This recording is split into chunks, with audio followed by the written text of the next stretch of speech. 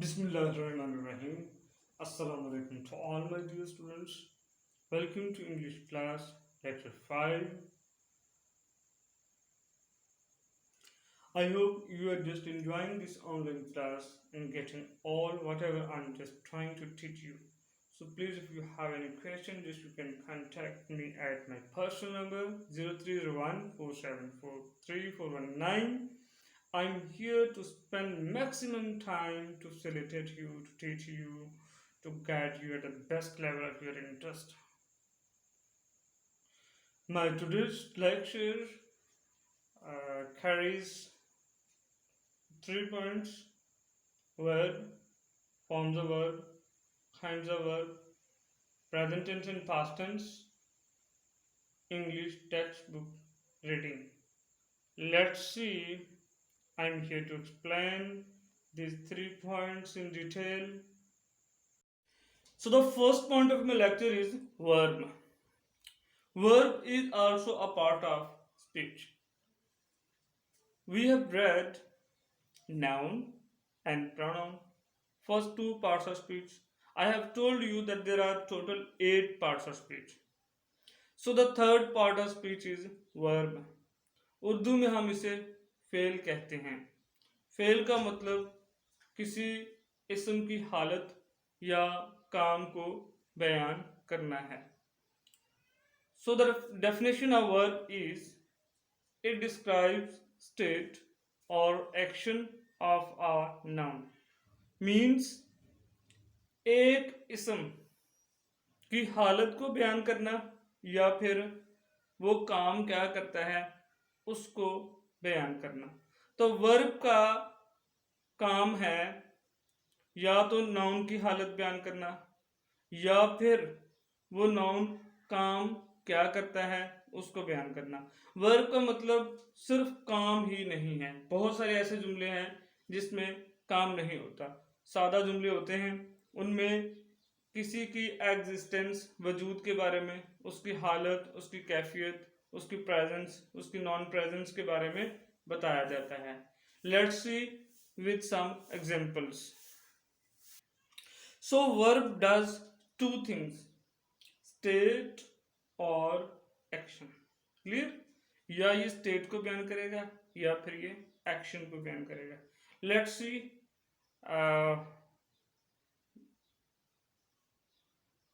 The verb describing state. He is a student. So in this sentence, just we are being told that there is student, the existence of student, the presence of student. तो state verb जो है ये हालत को बयान करेगा, yes में, no में, राइट. लेकिन ये सिंपल, इसमें काम नहीं होगा. अब देखें, I have written 4 sentences with red colour. This is my house. You are a great man, past tense है तो पास्ट में स्टेट को बयान किया जा रहा है. फ्यूचर में भी स्टेट को बयान किया जा सकता है. Quaid Azam is a great leader. So 4 sentences with state verb. Simply is, am, are, was, were, will be, shall be, etc. ये स्टेट वर्ब को डिस्क्राइब करते हैं. अब जुमला देखें, अगर जुमले में काम नहीं हो रहा तो जुमले में वर्ब मस्ट होती है. You know, there is no sentence without verb. So verb is always present in the sentence. तो आप फिर देखें कि इसमें स्टेट के बारे में बताया जा रहा है या फिर एक्शन के बारे में. Second thing, action. Verb describes an action. Action verb जो होती हैं. अब अगेन देयर आर 4 एग्जांपल्स.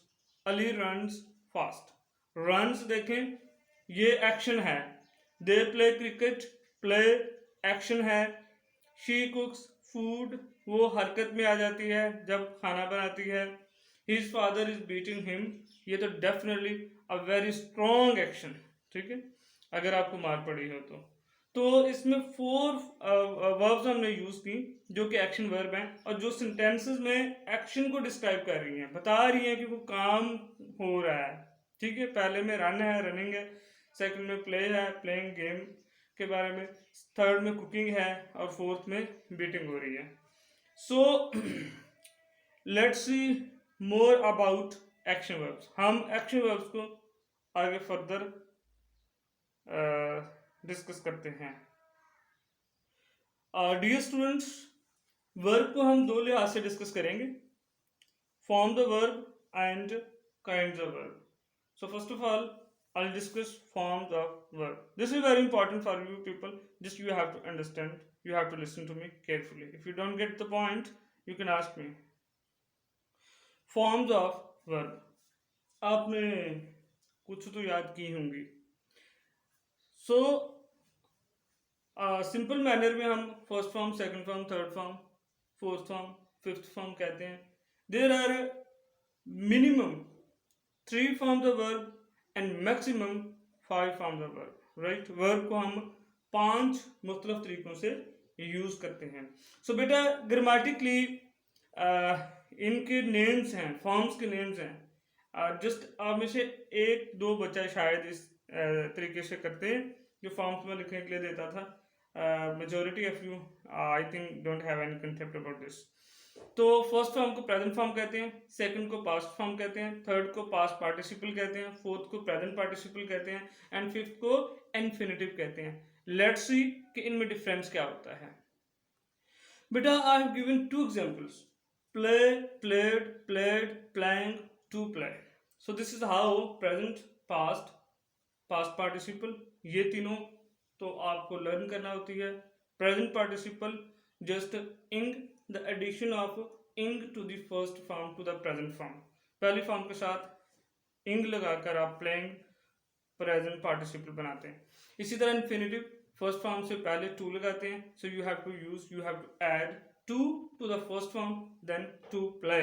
तो to play अक्सर आपने देखा होगा कि इंग्लिश में जो है ना to के साथ वर्ब की पहली फॉर्म इस्तेमाल की जा रही होती है। Second write, wrote, written, writing, to write। सो इसकी एग्जाम्पल भी आगे बहुत सारी हैं। देखें यहाँ पर एक बात है, प्ले, प्लेड, प्लेड, ईडी लगाकर हम जो है ना सेकंड थर्ड फॉर्म बनाते हैं। ऐसी वर्ब्स भी होती हैं और कुछ ऐसी हैं राइट, रोट, रिटन, तीनों ही डिफरेंट हैं या फिर तीनों एक जैसी होती हैं या फिर पहली और है अगली दो और होती हैं। तो उसका भी हम यहाँ पर फर्क देखते हैं और देखते हैं कि वो वर्ब की कौन सी काइंड होती है। So I have discussed with you people forms of verb. Now I'm gonna talk about kinds of verb. While talking about kinds of verb, हम अगेन वर्ब को दो मुख्तलिफ काइंड्स के हिसाब से डिवाइड करते हैं। Kind of verb by structure, kind of verb bye function. कि वर्ब का जो स्ट्रक्चर होता है, जैसा कि पहली फॉर्म के बाद दूसरी, तीसरी, चौथी, पांचवी फॉर्म कैसे बनाई जाती है, स्पेशली दूसरी और तीसरी फॉर्म कैसे बनाई जाती है, राइट जो उसकी बेसिक फॉर्म्स है उनकी फॉर्मेशन कैसे होती है। कुछ के साथ ईडीडी लगा दिया जाता है, कुछ के साथ नहीं लगा जाता है, तो उनको क्या कहा जाता है फिर, right. So kinds of verb by structure. तो kinds of verb by structure हम देखते हैं। So by structure there are 2 kinds of verb, a regular verb and irregular verb. Just you have to learn this, right? And keep in mind, this is very important. A regular verb and irregular verb. Regular verbs क्या होती हैं, जिनकी दूसरी और तीसरी form के साथ ED लगाया जाता है, जैसा कि help, helped, helped, play, played, played, finished, finished, finished, end, ended, ended, act, acted, acted. There are many. ठीक है, अब आप लोग फर्दर एग्जांपल्स देंगे। Secondly, while talking about irregular verb, irregular verbs, ये बेटा इनका कोई रूल नहीं होता, ये तीनों डिफरेंट भी हो सकती हैं, ये तीनों सेम भी हो सकती हैं, ये पहली कुछ और, सेकंड, थर्ड कुछ और हो सकती हैं। राइट, रोट, रिटन तीनों डिफरेंट हैं। गो एंड गॉन डिफरेंट है। और build, built, built, yes, first build, the second and third same. Cut, cut, cut तीनों ही सेम है। So there is no rule. अब आपने ये याद रखना है रेगुलर वर्ब्स कौन सी होती हैं और इरेगुलर वर्ब्स कौन सी होती हैं। Kinds of verb bye function हम देखते हैं। Transitive verb and intransitive verb. What is meant by transitive verb? Transitive verb need an object. ठीक है, इनको ऑब्जेक्ट की हमेशा जरूरत होती है। फॉर एग्जाम्पल ही ईट्स, अगर ऑब्जेक्ट ना हो तो सेंटेंस कंप्लीट नहीं होता। ही प्लेज, वो खेलता है। भाई क्या खेलता है, क्या खाता है, सेंटेंस नॉट कंप्लीटेड।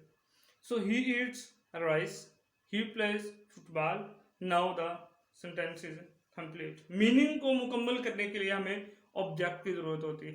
अगर ऑब्जेक्ट ना लगे और मीनिंग क्लियर ना हो तो called transitive verb. Transitive verb को सब ऑब्जेक्ट की जरूरत होती है।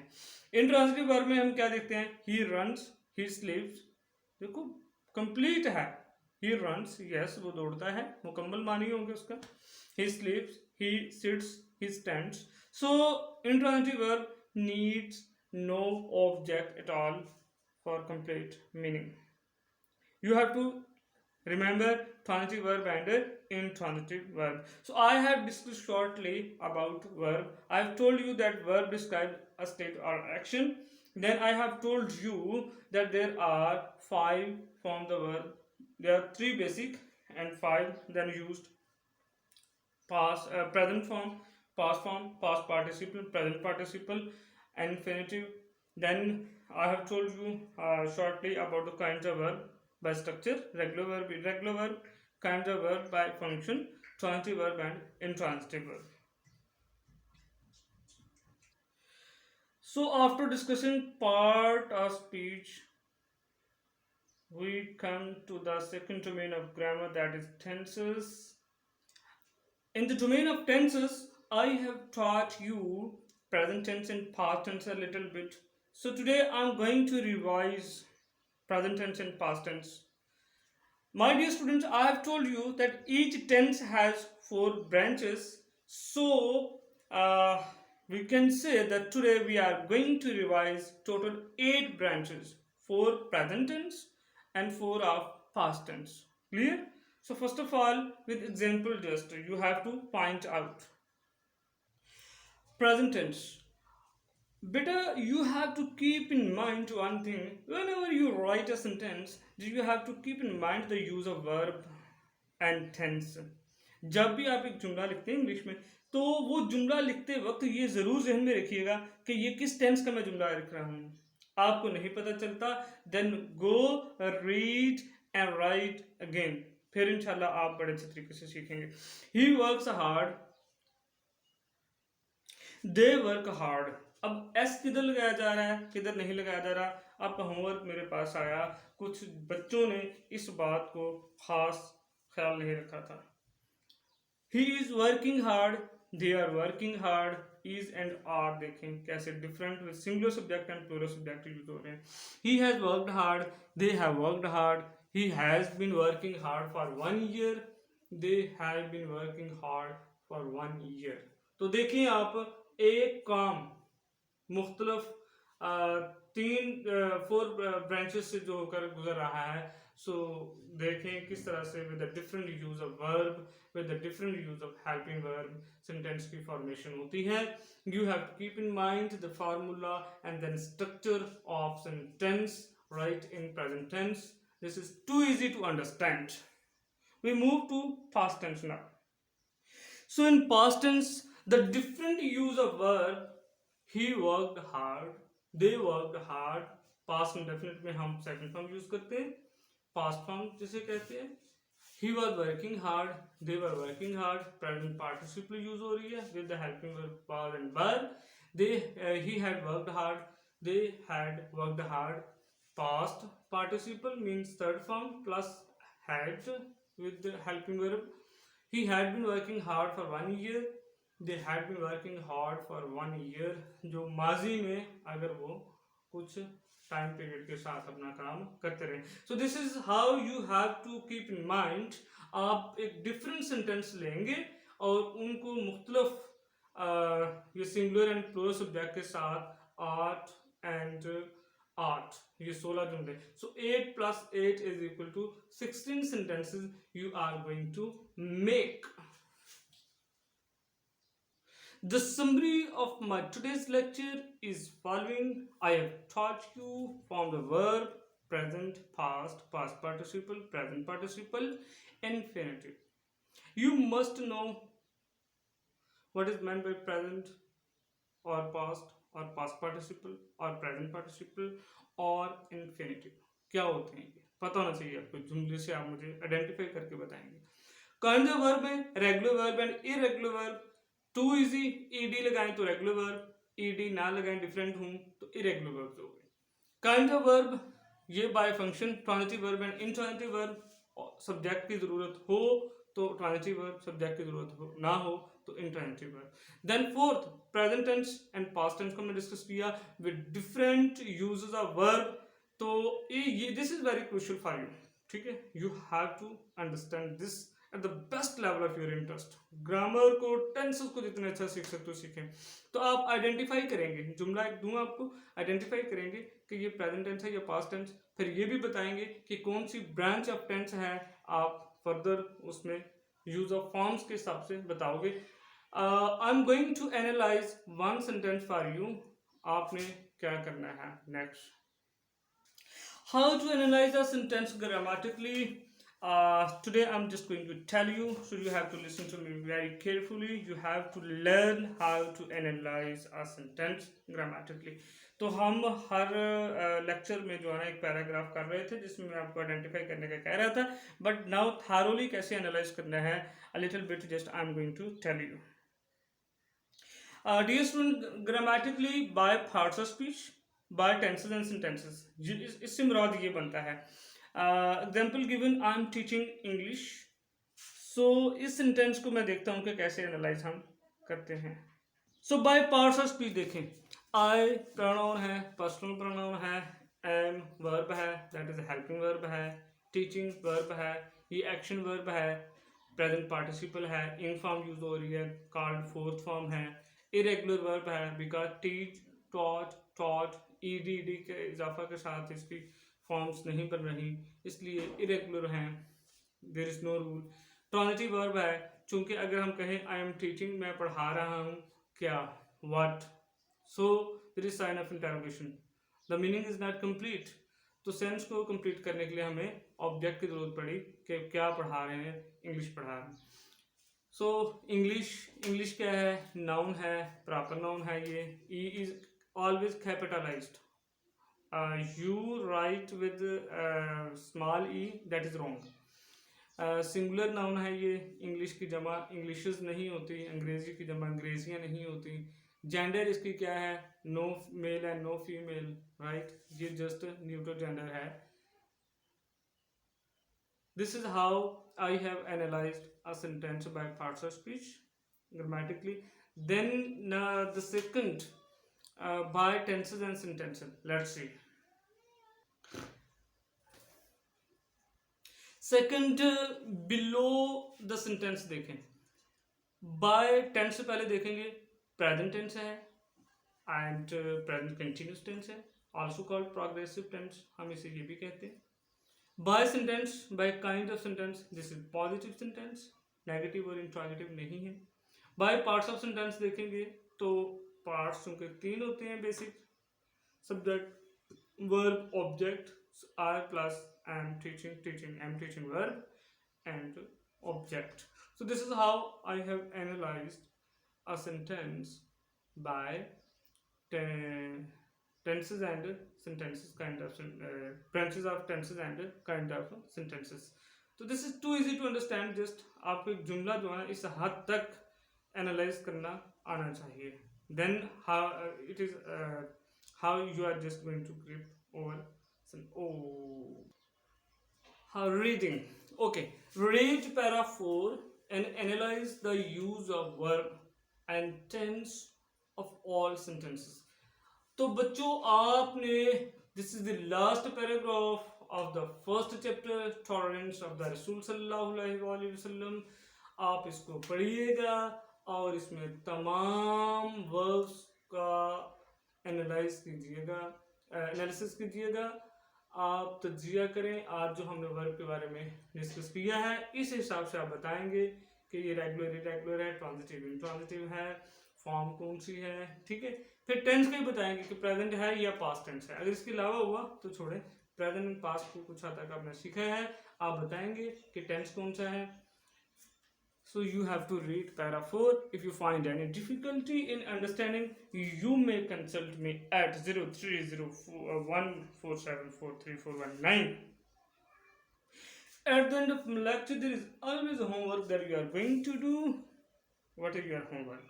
Write 10 regular verbs and 10 irregular verbs. अब आपको पहचान आ गई है.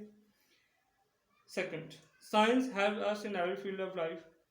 Invention of science help us in every field of life. बेटा एक सेंटेंस में सिंगुलर सब्जेक्ट है, एक सेंटेंस में प्लूरल सब्जेक्ट है. What you are going to do, that is very interesting. Convert into all branches of present tense and past tense. तो आप जैसे मैंने वो एग्जाम्पल्स जो है ना सेंटेंसेस में कन्वर्ट किया था, एक ही सेंटेंस को 16 सेंटेंस मैंने बनाए थे. You are also going to do this. Total 16 sentences आपके बनेंगे. Third, read para 4 and identify verb. तो वर्ब का एनालिसिस करोगे ठीक तरह से. I have already told you about how to analyse verb और how to analyse any part of speech thoroughly. Again, if you find any difficulty, any problem in understanding, just you can ask me, right? I'm here to spend maximum time for you people to facilitate you, to guide you at the best level of your interest.